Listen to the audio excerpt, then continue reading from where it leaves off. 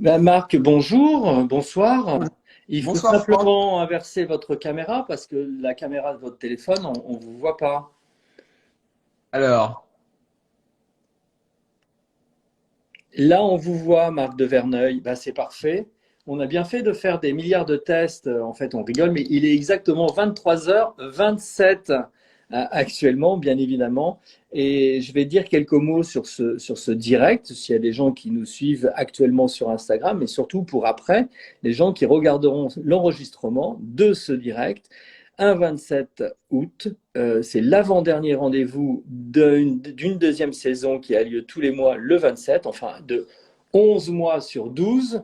Et donc la deuxième saison qui prépare, là maintenant je peux le dire, puisqu'il y a une date approximative qui sera mai 2023, mais qui était déjà annoncée, puisque c'est 2 ans de séminaire de rendez-vous qui ont pris différentes formes sur la première année et sur cette deuxième année sous une forme un peu plus légère d'entretien vidéo par Instagram. Ça sera les quatrièmes rencontres scénographie et technologie qui auront lieu en mai 2023 à la Bibliothèque nationale de France pour les 20 ans de la première édition que j'avais organisée dans le cadre de la rétrospective Jacques Polieri, un grand scénographe français qui a amené la scénographie dans ses retranchements les plus théoriques et les plus pratiques et qui m'amène à toujours réfléchir sur cette amitié que j'ai eue avec lui, tant intellectuelle qu'humaine. Et donc, tous les mois, j'invite une personne et là, il m'a semblé important d'inviter quelqu'un comme Marc de Verneuil par rapport à une actualité liée avec le land art aux États-Unis. Mais on ne va pas tout de suite parler de ça. Déjà, je vais dire qui vous êtes, je vais dire qui tu es, Marc.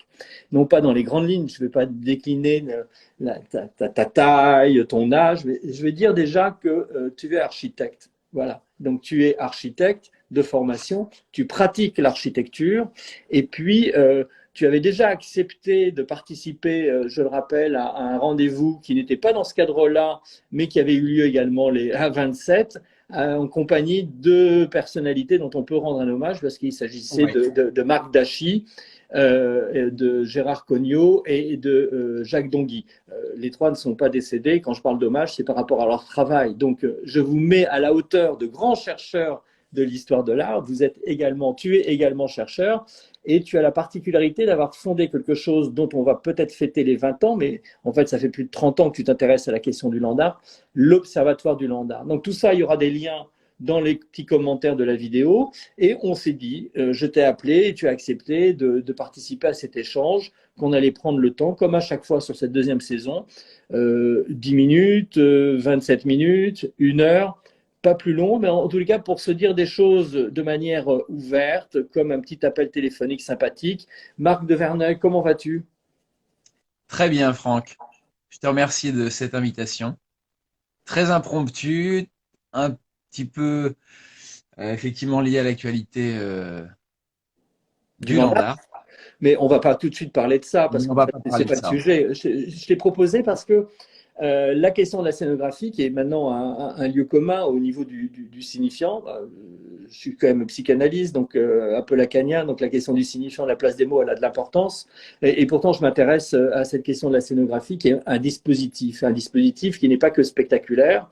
Et même si Jacques Poliry n'a pas été directement dans le land art, il a un de ses projets qui était pour un projet d'aménagement pour un lieu planétaire sur la planète, une planète comme la Lune ou d'autres planètes. Donc on pourrait imaginer que ce geste fut un geste de scénographie. Mais je ne vais pas te demander de parler de Jacques Poliry, je vais simplement te demander de parler de ce qui t'intéresse et de la manière où ça t'intéresse, parce que c'est ça qui me semble pertinent.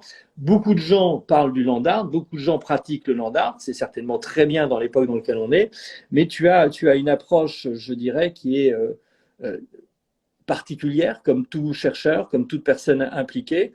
Et c'est peut-être ça dont on veut parler. Quand on s'est appelé hier ou avant-hier, je ne sais plus, tu m'as rappelé cette définition du land art et de la scénographie que tu as faite. Allons-y. Commençons par le début.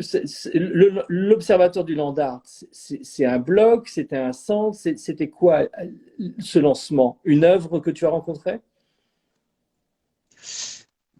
Bah, si tu veux, moi je pense que on n'a pas énormément de temps et c'est quand même une histoire qui s'est déroulée, comme tu le répètes, tu le précisais tout à l'heure, sur sur 20 ans, puisque c'est même 22 ans, puisque si on part sur la page Facebook, elle a été créée en 2009. Donc ça te donne un peu une idée. Bien évidemment, Facebook, moi j'étais même plutôt assez réfractaire à cette technologie-là. Mhm. Quand on m'a parlé de Facebook en 2006, je trouvais ça quelque chose d'assez affreux. Et puis finalement, je suis rentré dans les réseaux sociaux et tout récemment sur Instagram, d'où cette invitation, parce que j'avais la sensation quand même que c'était un moyen de diffuser et surtout d'arriver à rencontrer des personnes qui, comme moi, s'intéressaient à ce. On ne peut pas parler vraiment d'un mouvement, bien que tout le monde parle du mouvement du land art au niveau de l'histoire de l'art. Euh, Moi, j'aime bien l'idée de mouvement perpétuel, en fait. Mhm. Mhm. Euh, il y a le mouvement perpétuel de la mer, mais finalement, en art, c'est un peu peut-être la seule manifestation enfin, sorte de faux regroupement d'artistes américains, un peu anglais, quelques européens, dans les années fin 60, début 70. C'est une période, pour le dire vite, parce que je pense que c'est bien aussi de poser les choses. Tu disais Mhm. les mots en un Mhm. sens, mais je crois que on peut pas parler de land art comme ça, sans poser un minimum, en tout cas sans se positionner par rapport à cette question du land art. D'abord, c'est une dénomination ang- anglaise, américaine, euh, et j'aime bien préciser ça.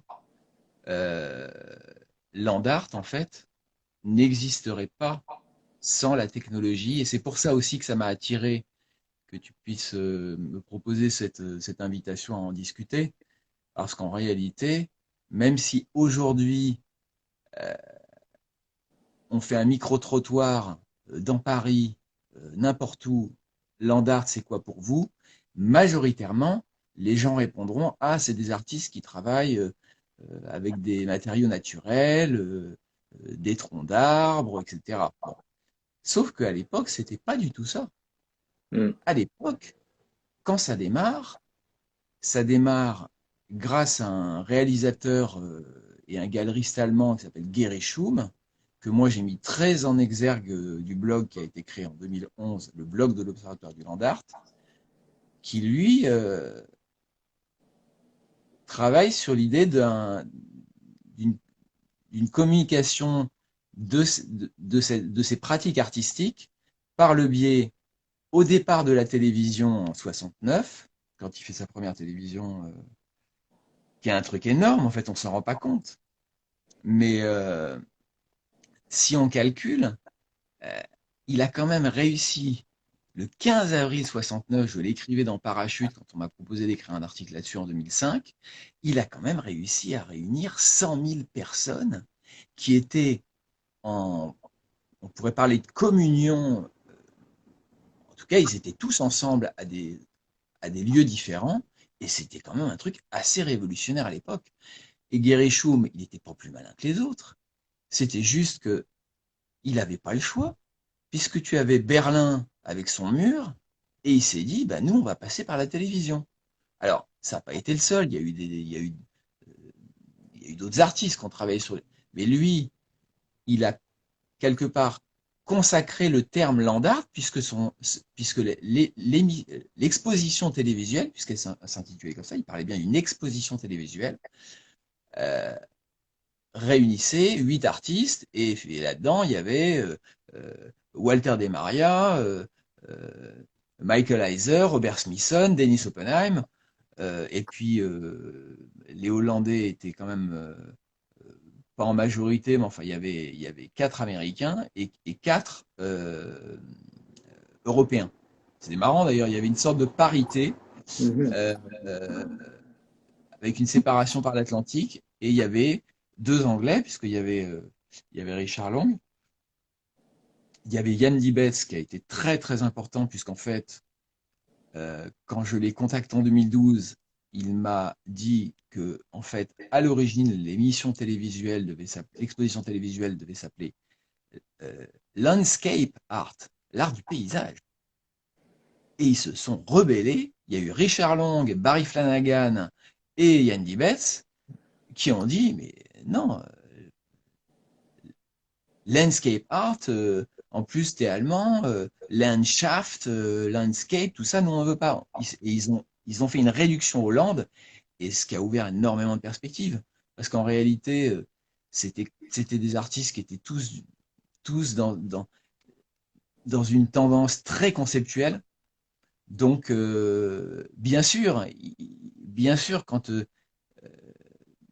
Yann Dibetz, avec un tracteur, euh, dessine un trapèze sur une plage euh, à La Haye, avec Guérichoum, plus c'était un peu à l'arrache, il était debout sur son van Volkswagen, et en fait, comme il plongeait avec sa caméra et qu'il filmait un trapèze, ça devenait un rectangle à l'image. Et donc les 100 000 spectateurs ne voyaient pas tout le making-of derrière.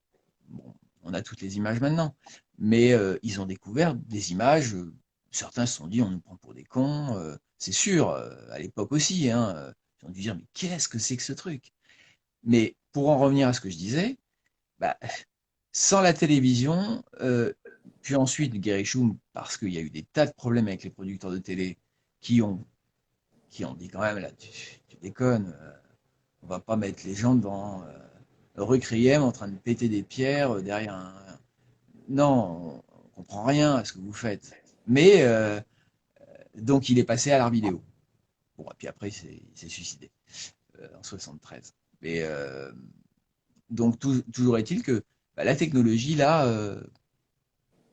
elle est primordiale. Alors toi, ce qui t'intéresse, c'est la question de la scénographie. Mais Ce qui m'intéresse, c'est ce qui intéresse, je dirais, pas nos lecteurs, mais nos spectateurs, ceux qui vont rester pour encore nous écouter. C'est comme ça qu'on peut voir les choses, parce que scénographie au sens large, il s'agit de la question de l'espace, au sens, par exemple, Polieri a mis en scène Sonorité jaune de Kandinsky. Donc, mais pour revenir à ce que tu viens de pointer, qui te semble très important dans cette histoire au présent, parce qu'on en parle au présent, ne serait-ce que d'un point de vue, c'est une expérimentation et non pas une médiatisation. C'est ce que tu pointes, c'est-à-dire qu'il ne s'agissait pas d'un acte pédagogique, s'il ne s'agissait pas d'une diffusion simplement en direct, il s'agissait d'utiliser une technologie qui pouvait participer d'une expérience dans l'espace. C'est comme ça que tu pourrais le formuler, ce que tu essayes de nous faire sentir sur cette utilisation de la technologie. Il ne s'agit pas d'un art des médias. Bien que ça utilise la télévision, il s'agissait d'autre chose pour ces artistes de participer à cette émission-là. Si on peut dire émission d'ailleurs.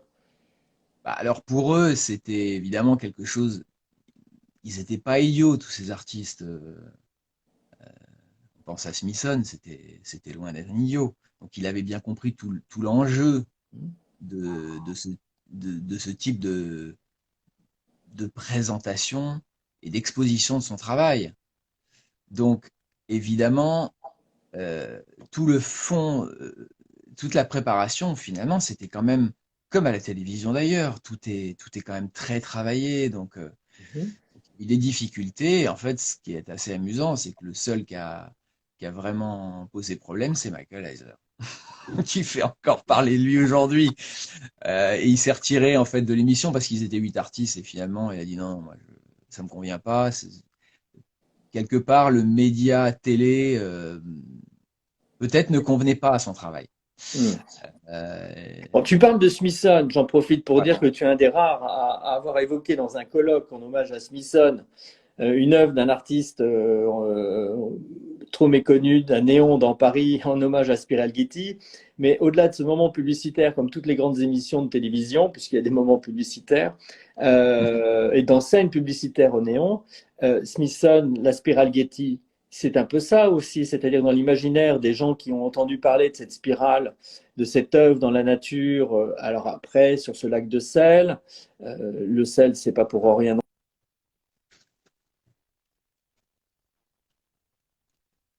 Ça a coupé, Franck. Ça a coupé. Tu as coupé le son, Franck.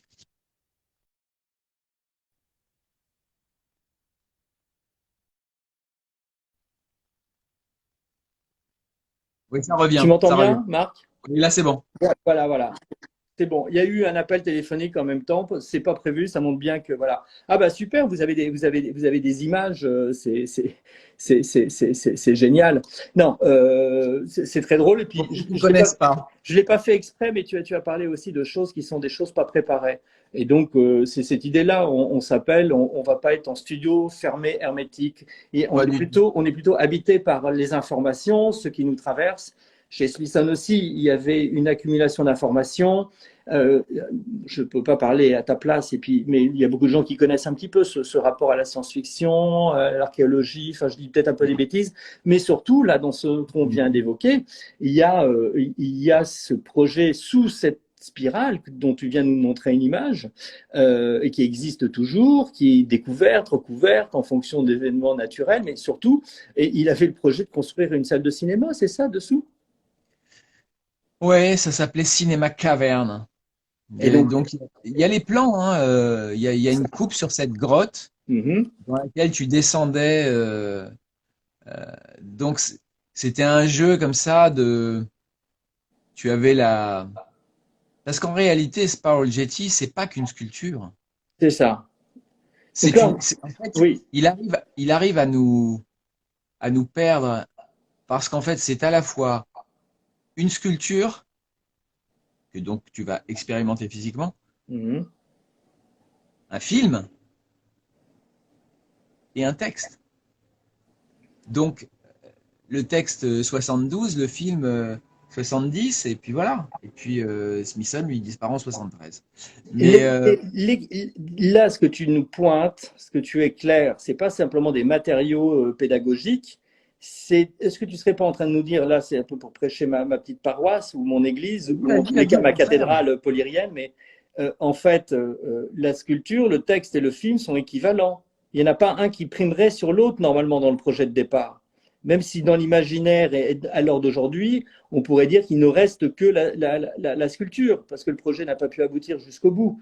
Mais en fait, c'est un projet où il n'est pas transmédia ou intermédia, mais il ne s'agit pas de médias, il s'agit d'expérimenter un ensemble.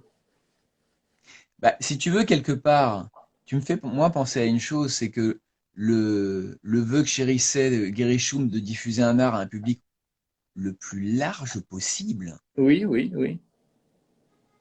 Smithson, quand il propose trois façons d'aborder Spiral Jetty, Mhm. par la lecture, par la marche et par la vision dans une salle de cinéma ou devant son écran, il n'avait pas imaginé qu'aujourd'hui on aurait tous des écrans, on pourrait se mater Spiral Jetty sur une tablette, quoi. Bien sûr. Mhm.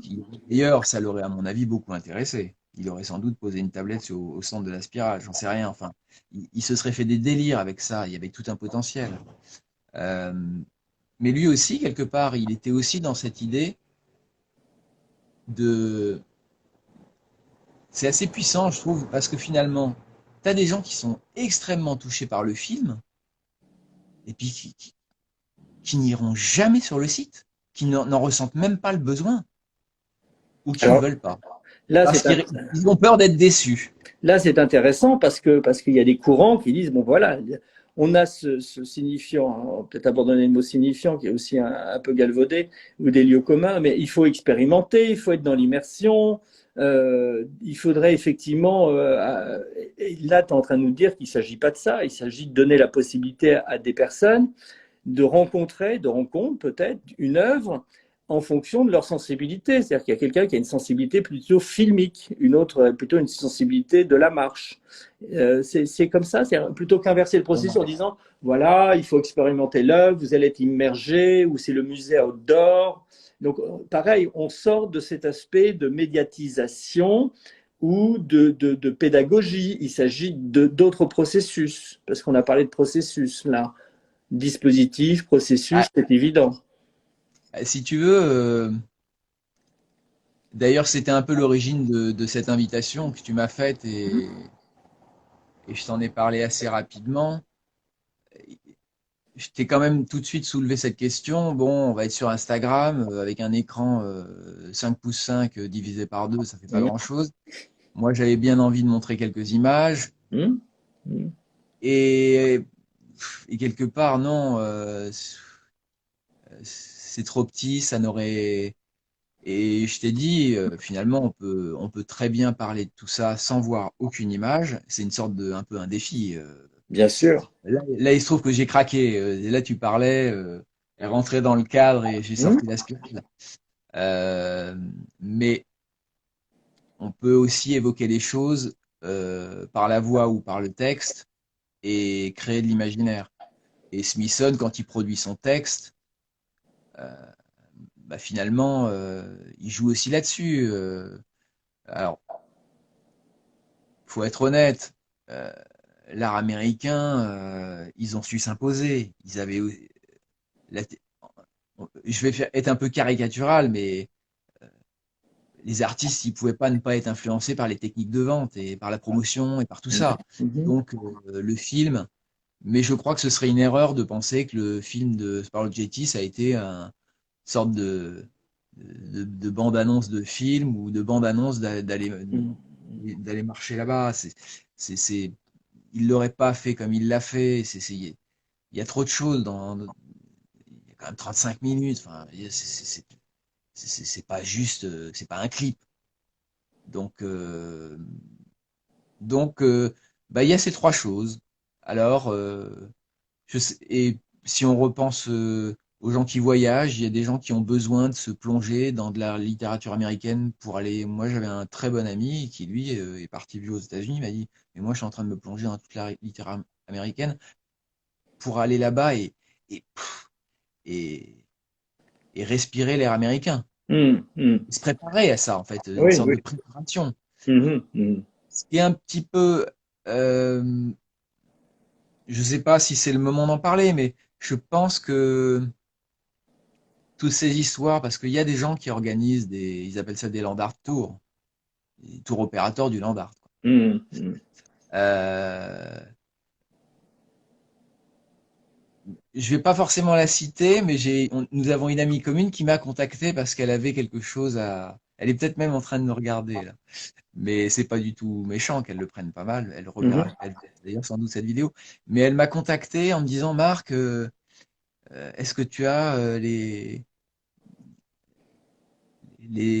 lieux à voir? Je vais être à Los Angeles avec des étudiants. Bon, ah, je lui ai envoyé la carte, hein. Il y avait Mhm. des dizaines d'heures de route à faire. Et bon, finalement, c'était un peu compliqué. Elle a pas pu faire grand-chose, mais euh, je me suis dit, mais on peut, en fait, il faudrait pas raisonner comme ça, parce que pour- pourquoi on a tout notre temps en fait. Alors, j'en ai parlé avec Gilles Tiberghien que je connais quand même depuis très longtemps, qui me disait ouais, enfin Marc, fais attention, les œuvres, il y en a certaines qui sont vraiment très dégradées. Mais ça peut être aussi une posture de se dire, on n'est pas là. Bien sûr, cette société qui va quand même très vite, où on te pousse à consommer, etc., te pousserait aussi à te dire, ah non, je vais me payer un billet pour aller aux États-Unis, je vais rentabiliser à mort, parce qu'après, j'y retournerai peut-être pas. Et rentabiliser à mort, ça te crée dans une position où tu risques même d'être beaucoup plus déçu qu'en se disant, bah, moi, j'ai envie d'aller voir telle et telle heure. Et voilà. Donc, c'est vrai que ça me fait bon là je rebondis peut-être un peu trop vite, mais ça me fait un petit peu sourire parce que tout ce qui est en train de se passer aux États-Unis avec cette énorme sculpture de Heiser qui s'appelle City, donc le terme pour ceux qui parlent pas anglais, c'est une ville, hein. Une ville dans le désert, mais c'est pas une ville évidemment. Je l'ai écrit il y a quelques jours, c'est une sculpture de ville morte. Ça n'a rien à voir avec une ville. C'est un, c'est un monument comme on avait dessiné Isamu Noguchi, l'artiste japonais, euh, pendant la Grande Dépression américaine dans les années 30. En 32, le projet, je crois il le finalise en 33. Et il imagine pour donner du boulot aux gens qui étaient complètement désœuvrés, de leur faire construire une espèce d'énormes sculptures bien plus hautes que Heiser, euh, qui n'a jamais pu réaliser, parce qu'évidemment, il n'était bien pas question pour les autorités américaines d'avoir un artiste japonais. Enfin, bon. une chercheuse, Hiromi Matsugi, qui est une amie, on a fait tout un texte très intéressant, publié dans la revue Marge, au-delà du land art. C'était un colloque. Mais ce que je veux dire, c'est que là, je fais pas mal de digressions. Euh, Heiser, il fait une sculpture qui, pour moi, est vraiment une sculpture qu'aurait quasiment pu dessiner Isamu Noguchi. Euh, mais c'est un lieu. Il y a un journaliste américain là, qui écrivait, je crois que c'était hier, que c'est peut-être même une sculpture dans laquelle il n'y a même pas besoin d'aller, enfin, qui est complètement autonome. Et, euh, et ça pose quand même des questions sur justement la question de la scénographie, du spectacle, de la société du spectacle. Euh, De la représentation, au sens non, d'assister à une représentation. au-delà des questions écologiques qui, pour moi, sont complètement hors sol. Enfin, je veux dire, bien sûr, Heiser utilise du béton, mais les millions de tonnes, celui-là, pour le coup, je l'ai écrit parce que là, il fallait le dire, les millions de tonnes de Heiser, mais elles sont quoi par rapport aux milliards de tonnes qui sont bouffées, si c'est pas tous les jours, c'est toutes les semaines sur Terre. Enfin, ça n'a aucun sens. C'est une goutte d'eau dans la mer, ce truc. Hmm. Et, et donc, la vraie question à se poser, c'est, putain, il a fait ça, il a bossé 50 ans là-dessus. D'ailleurs, il a donné du boulot à pas mal de monde dans un désert où on peut imaginer que ça court pas les rues. Et quelque part, il est aussi en phase avec Isamu Noguchi qui voulait donner du boulot en créant. C'était un art. Ça a été dit dans l'article de Kimmelman que j'ai unboxé tout à l'heure, l'article papier du New York Times, qui est un très bon article, euh, qui disait Kaiser voulait un art démocratique. Alors on peut dire, oh, il se prend pour qui, de quel droit il peut parler de ça, mais en réalité, c'est très puissant ce qu'il fait parce que en convoquant uniquement 6 personnes sur le site qui vont payer 150 balles, moi si j'y vais de France, c'est même pas le prix du billet d'avion. Donc là aussi, 150 euros, c'est quoi? J'ai vu Mhm. des concerts à Paris à 140 euros. Ça dure 2 heures le concert.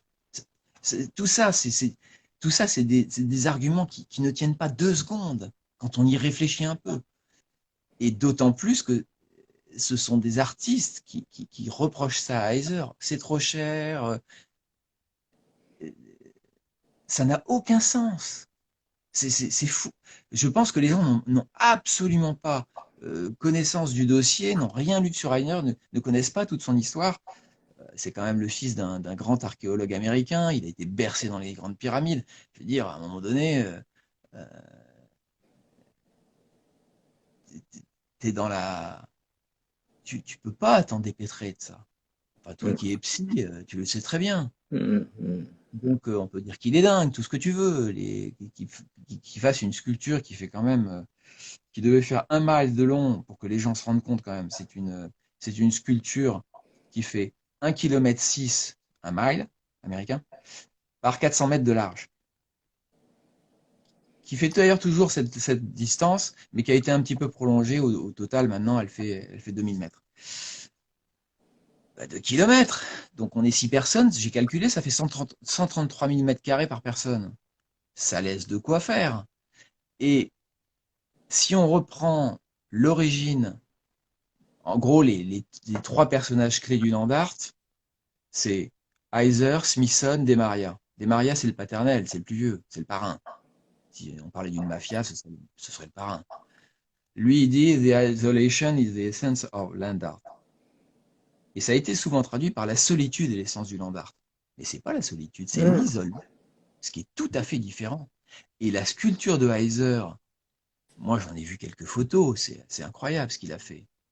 D'abord, il a travaillé parce qu'il est également peintre. Mhm. Donc on sent aussi toute la patte de. Moi j'ai vu quelques tableaux d'Heiser, des tableaux assez monumentaux.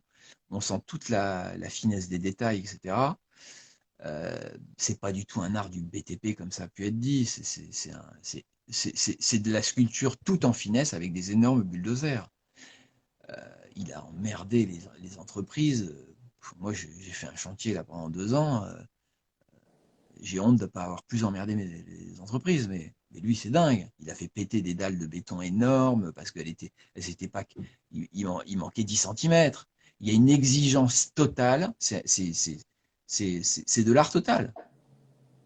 Et tout est contenu dans cette sculpture. Alors maintenant, si on parle de spectacle, euh, moi, je trouve ça absolument fou que dans cette sculpture qui est la plus vaste du monde, ils disent, bah non, il y aura que 6 personnes.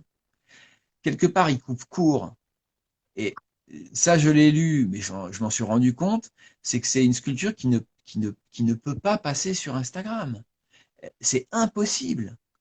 Et on te laisse très peu de temps pour aller sur place, euh, pour une raison simple, c'est que, en fait, il y a une équipe en camionnette, enfin en pick-up, qui t'emmène et qui te ramène, parce que la zone est quand même un peu dangereuse, il y a des animaux, etc. Je suppose qu'ils ont des questions de responsabilité à respecter et qu'ils ne vont pas laisser ça en open bar. Donc, il y a cette démarche-là aussi, c'est-à-dire qu'il prend aussi la responsabilité du public qui va venir sur sa sculpture. Mhm, mhm. Donc, elle est à l'air libre. Je pense même que les animaux peuvent rentrer et sortir, parce qu'il me semble avoir vu une entrée et une sortie. Donc, il faut savoir que Heiser, quand on regarde la photo aérienne de, de Garden Valley, on zoome, on voit une grande bande de 2 km par 400 mètres de large, et puis on voit un rectangle vert, c'est sa propriété.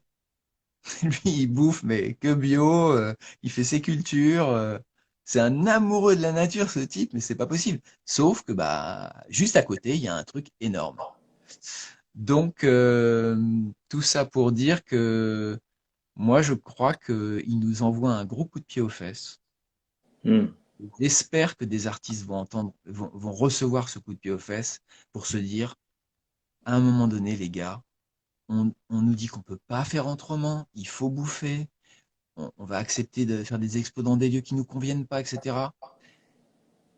Je vais me faire détester en disant ça, mais je le dis en toute amitié à tous mes potes artistes.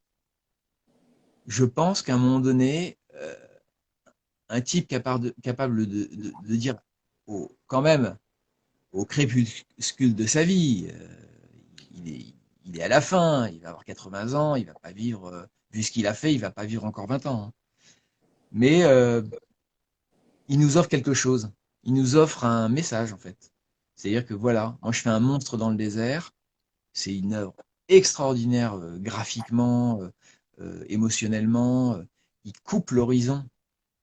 Ça, c'était Gilles Théberguin qui était un des premiers à en avoir parlé. C'est une sculpture, en fait, elle coupe l'horizon. C'est-à-dire que c'est un geste un peu incroyable parce que quand on est dans cette sculpture qui est une enceinte, Mhm. on perd l'horizon alors que c'est la qualité première du désert. Donc, c'est une expérience à vivre. Moi, je sais pas quand est-ce que je vais y aller parce qu'on m'a posé la question, mais toi, tu y vas quand? Comme si c'était pressé, quoi. Attends, les gens ne savent peut-être pas, mais en 2012, ce qui a été vraiment le gros lancement du blog de l'Observatoire du Land Art, qui est un petit peu en berne en ce moment, enfin, depuis quelques années, euh, il y a eu cet énorme rocher qui a fait des... Ils ont fait des gorges chaudes, mais en réalité, pas tant que ça. Euh, les, les quelques haters, comme ils disent là-bas, en fait, ils étaient assez peu nombreux. Parce que les gens se sont enthousiasmés. Mais ils sont enthousiasmés comme s'enthousiasment beaucoup les Américains. Nous, on n'est pas tellement capables de ça, hein. Euh, Ils se sont enthousiasmés. C'est une sculpture qui est assez incroyable aussi, mais parce qu'elle fait référence à d'autres œuvres de Heiser, notamment ce fameux double négative, 240 000 tonnes de roches et de sable explosés à la dynamite sur la Mormon Mesa, enfin à la lisière. Euh, enfin, j'ai écrit là-dessus, il a repris des dimensions, il a joué sur les miles, les centimètres. Toi qui aimes bien les chiffres, la longueur de cette énorme tranchée devant le musée de Los Angeles, là, le LACMA, euh, elle fait 456 il a pris le chiffre de 456. En fait, ça fait 140 mètres, 456 pieds. Mhm. Et ça renvoie aussi à double négative.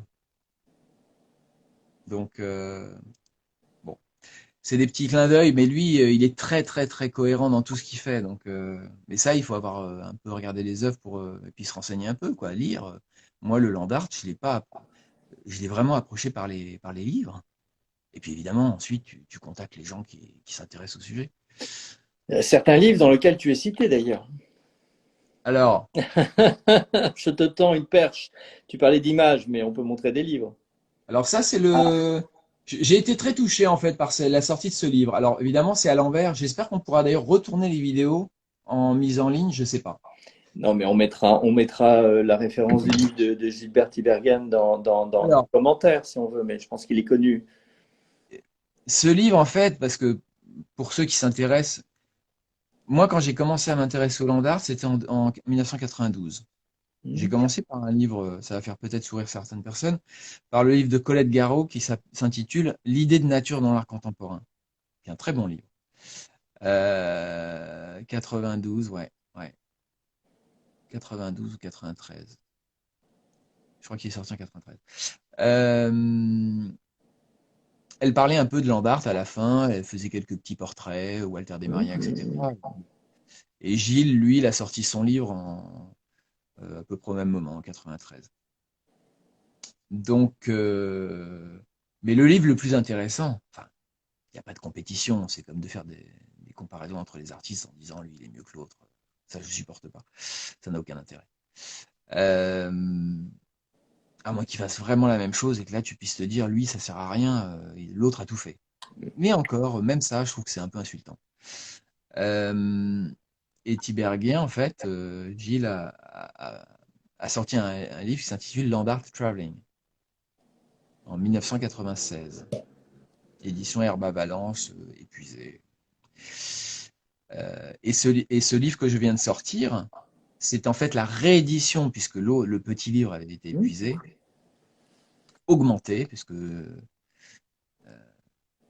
Gilles aime pas refaire deux fois les mêmes choses, ce que je comprends. Et donc augmenté, parce qu'évidemment, quand il l'a ressorti en 2018, si je me trompe pas, bah, entre 1996 et 2018, je te fais pas un dessin, il s'est passé énormément de choses. Il y a eu et là où je dis que je trouve ça assez touchant, c'est qu'en fait, il y a eu, bon, il y a une petite communauté, il y a une espèce de, il y a le club Jetty pour la Spiral Jetty, il y a les fans de Richard Long, et tout ça, ça va, ça vient. Bon, il en parle très sympathiquement, et voilà. C'est pas pour faire de la pub, c'est qu'on on s'est toujours échangé des informations. Parce que Mhm. ben, chacun, chacun glane à droite à gauche ce qui se passe. Moi, par exemple, on m'a envoyé aujourd'hui un article sur Heiser que j'avais pas vu passer. Donc Mhm. derrière, j'ai contacté un journaliste en lui disant, il est super ton article, mais par contre, la City de Heiser, elle peut pas 2 km 400 par 1 km 600. C'est quasiment un carré que tu nous fais là. Et il m'a répondu, oh, oui, merci, je me suis planté, j'ai dû confondre. Et je vais corriger, voilà, c'est comme ça qu'on avance. Moi, je suis comme ça, je partage et c'est le pire tout pire. Le mieux tout mieux. Voilà, et ton invitation participe largement de tout ça. Parce que si tu as évoqué cette petite conférence qu'on avait faite avec Dashi Cogno, Donc, Guy. donc Guy, et puis il y Et avait puis d'autres aussi personnes aussi pour les gens les plus connus. Bon, Gabriella. bien sûr, qui est maintenant directrice d'une cinémathèque. Donc voilà, c'est dans ces moments-là aussi qu'il se passe des choses. C'est Et ça, c'est ça. donc moi, on est complètement en phase avec ça.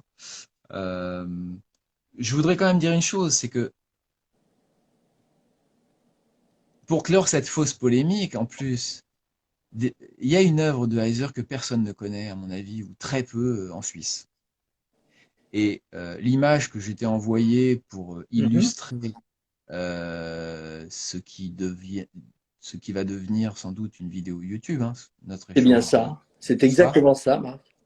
C'est une photo où j'ai été pris de dos. euh, et en fait, j'ai 300 mètres de vide sous moi là, quand je fais la photo. Parce que je suis à gauche du plus grand barrage poids du monde, qui est le barrage de la Grande Dixence, dans le Valais suisse, Mm. qui est un truc incroyable. Et bah, c'est vrai que moi, peut-être l'invitation que je ferais à ceux qui jasent un peu, etc., sur des histoires de tarifs d'entrée et du nombre de spectateurs, alors qu'il n'y a pas de spectacle, il n'y a aucun spectacle dans le désert américain avec Heiser, c'est je leur recommanderais d'aller au pied de ce foutu barrage de la Grande Dixence, 285 mètres de haut.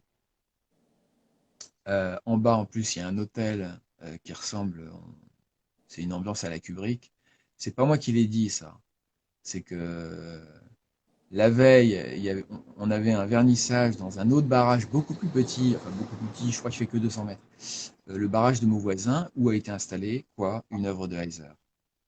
C'est-à-dire que c'est la seule œuvre de Heiser hors de son territoire américain, alors que lui ne rêvait que de faire de l'art pour les Américains. Donc déjà, même lui, il a évolué. C'est une œuvre assez fine, très légère par rapport à tout ce qu'il a pu faire, mais c'est une espèce d'acier Corten, des petites failles qui sont faites pratiquer dans le sol, très très modeste, mais au pied d'un barrage impressionnant. Et moi, dès que j'ai entendu parler de cette arrivée de Heiser sur le sol suisse, j'ai tout de suite contacté l'organisateur. On est devenus amis, il s'appelle Jean-Maurice Baron, designer suisse, qui m'a dit, mais viens, très bien, tout de bon. Et donc, lui organiser un tout autre travail, puisqu'il a fait venir les frères Chapuisat, Mm. qui se sont fait un délire comme ils savent faire, sur un vieux chalet suisse. On rentrait, on sortait, un jeu d'intérieur-extérieur, avec des morceaux de bois dans tous les sens. Pour ceux qui connaissent pas, il faut voir, hein. Et c'est en fait eux qui m'ont dit, mais non, non, mais il faut que tu ailles voir la Grande Dixence, tu vas en prendre plein la figure. Et là, je crois que j'ai compris aussi le travail d'Azer par ricochet, c'est-à-dire qu'en voyant la puissance de ce qu'on a pu faire dans les années. Alors, le barrage de la Grande Distance, je crois que c'est 9 années de construction, c'est les années mi-50. Je crois que c'est 55, 60 et quelques. Bon, enfin, 53 plus 9 ou 7, je sais plus. Enfin, c'est que tout d'un coup, on comprend une chose, c'est que comme on a de la facilité et on se plaît à mettre les gens dans des cases, Mhm. évidemment. Mhm. Heiser, lui, c'est un land artiste. Bah non. Alors c'est un sculpteur ou un peintre, etc. Mais en fait, il a, il a tout compris aussi de la question des descentes de charge, de l'émotion que ça provoque. Et quand on se moque de lui en disant, oh, il pastiche des temples, etc. Mais non, ils n'ont pas compris. En réalité, euh, quand tu passes sous le tympan gigantesque dans un temple grec, etc., tu as des émotions en fait. Alors les gens savent peut-être plus regarder ça. Mais en fait, c'est pas regarder, c'est ressentir ça. Et c'est aussi ça qu'il envoie comme message. Dans un monde justement très écr écran écranisé, euh, on, on doit quelque part revenir à des sensations comme ça, où on réexpérimente les choses, euh, où on reprend un peu possession de notre corps en fait. C'est-à-dire que Bastian Hader l'a bien dit et l'a bien démontré dans ses œuvres, la gravité, Gravity Heart, c'était le chef lui de file. Euh, il a été jusqu'au bout, hein. Gravité dans l'eau, tu tombes au fond, hein. Mais reprendre possession de notre corps en fait. Alors évidemment, moi je suis un dingue d'Aconchi, hein. Je lui ai consacré un gros article, la question du corps. Il y a toute une trilogie, hein, corps, espace, architecture. On peut faire des triptyques dans tous les sens avec ça. Avec ça, lui, il a joué. Il est parti de la page. Ensuite, ses performances, puis l'architecture. Alors, il y a des gens qui disent, Aconchi, il a pété un câble. Mais non, il a été hyper cohérent. Pourquoi s'interdire de changer de domaine de compétence si c'est ce domaine de compétence qui va te permettre de dire ce que tu as à dire? Et je crois qu'il y a beaucoup de... Je sais pas. On est trop dans des cases.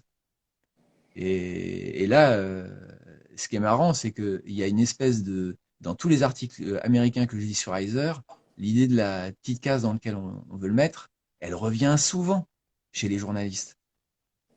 Alors Kimmelman, c'est un très fin connaisseur de Heiser, il le suit depuis le début, il a écrit un énorme article en 2005. Bon, il a écrit beaucoup, puis lui, il s'est rendu sur place. Donc il peut en parler.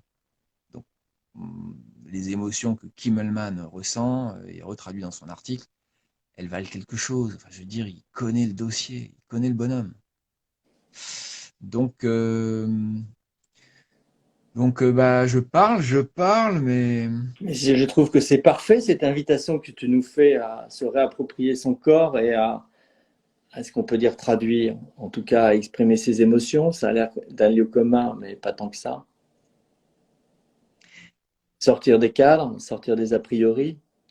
j'ai même un, j'ai même un artiste très en vogue qui m'a dit un jour, alors on se promenait dans la rue avec Hum, Guillaume Olévéville, hum, je suis proche de lui parce que bah, le conceptuel, pour moi, c'est complètement attaché au Land Art. Enfin, hum. il me dit, mais pourquoi tu t'intéresses à Smithson? C'est de l'art ancien.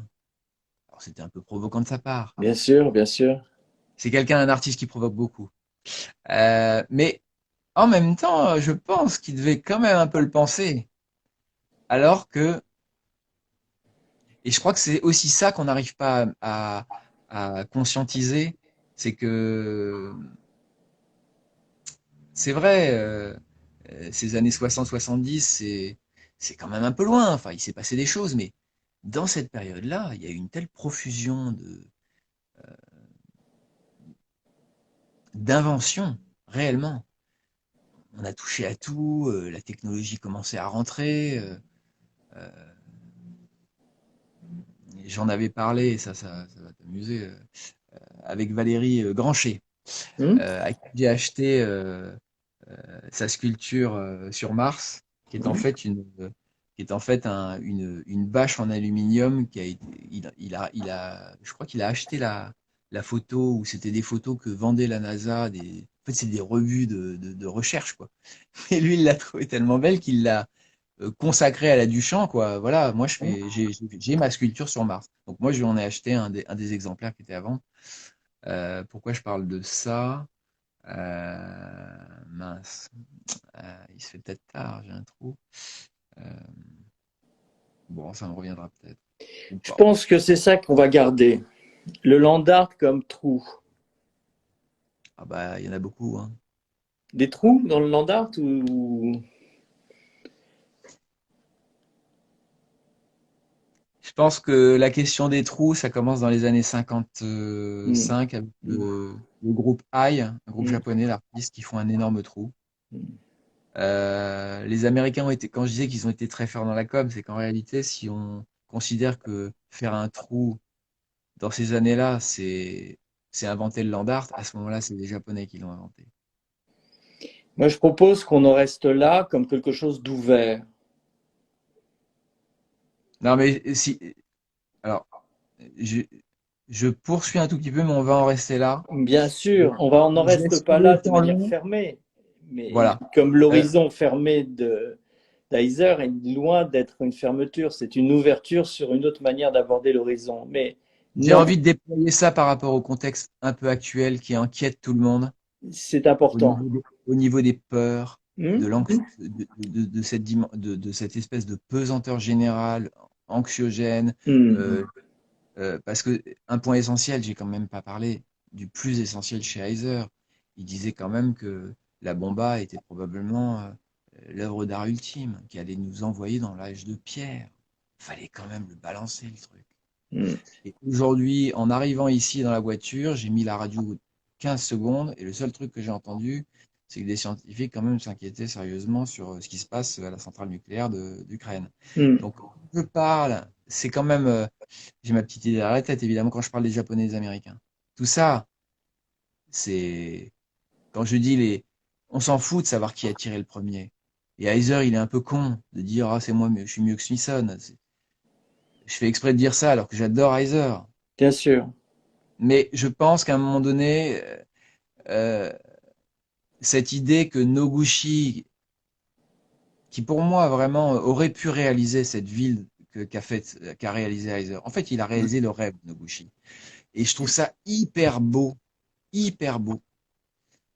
que Heiser offre au public ça, c'est-à-dire le rêve de Noguchi qui était de créer une sculpture, par l'art de donner du boulot aux gens et de faire un truc qui les transcende sur le territoire américain, ce qui a été refusé, bah finalement, Heiser, maintenant, quelque part, il renvoie un peu l'ascenseur. Moi, j'ai fait un art américain pour les Américains. Bah non, en fait, Européens, vous pouvez tout à fait venir dans ma city, quoi. Elle n'est pas à moi, elle vous appartient. Et effectivement, cette histoire de la menace nucléaire, qui est un truc qui a terrorisé Heiser, il faut quand même savoir que Area 51, elle est juste à côté, les tests nucléaires, enfin, il y a tout ça au fin fond de l'inspiration d'Heiser et de sa motivation à avancer. Il a menacé plusieurs fois de faire péter Sietti au bout de plusieurs décennies parce qu'il y avait un train de déchets nucléaires qui allait Hum, passer à côté. hum. Il ne veut pas de ça. Pas parce qu'il est chez lui, mais c'est parce qu'il y a des gens qui vivent autour. Il connaît tout le monde autour. C'est évident. À mon avis, tous les gens qui étaient autour de cette sculpture sont venus travailler. Donc, bah, les Américains et les Japonais se sont depuis quand même un certain temps réconciliés. Ça n'a pas été grâce à une œuvre d'art, ça n'a pas été grâce à Noguchi. Mais bon, faut les cœurs, quoi. Donc, moi, je trouverais ça sympathique que les artistes se tiennent les coudes plutôt que se tapent dessus. Mais ça. En tout cas, Franck, je te remercie infiniment pour cette invitation. J'avais quand même préparé beaucoup de choses, mais je savais que pas la moitié servirait. Et c'est pas grave. Et c'est pas grave. Non, c'est ce qu'on s'est dit. On s'est fait un petit bonjour et on sait qu'on est en vie et qu'on a des choses à faire, qu'il y a des choses qui nous traversent, qu'on n'a pas toutes les réponses, mais on a pris le parti pris d'être dans l'ouverture et dans le Voilà. respect du travail des autres. Marc, merci beaucoup. On mettra des choses dans le commentaire que tu souhaiteras autant que tu veux. On peut te trouver facilement sur les réseaux sociaux. On peut faire appel à toi aussi comme architecte. Tu fais des projets qui sont de moins grande ampleur et pas sur une distance de 50 ans. C'est important de le dire aussi. Et je pense que l'air de rien, dans ce qui vient de cet échange, c'est des choses importantes, quelle que soit la connaissance du land art, de la scénographie, de l'art ou même de la question des névroses et des névroses qui traversent toute la planète. Je te souhaite de bons rêves, Marc, et puis eh ben, j'étais enchanté que tu sois l'avant-dernier de cette saison parce que ce sera la dernière de la deuxième, il n'y en aura plus. Et tout ça pour dire que dans un mois, ça sera la date anniversaire de l'Observatoire du Land Art, dans lequel on peut aller facilement piocher des choses. C'était ça aussi, le Ouais. 27 septembre. Allez, 22 ans dans un mois. Parfait. Joyeux anniversaire, bonne nuit, à très bientôt, de beaux rêves. Toi aussi. Au revoir. Salut.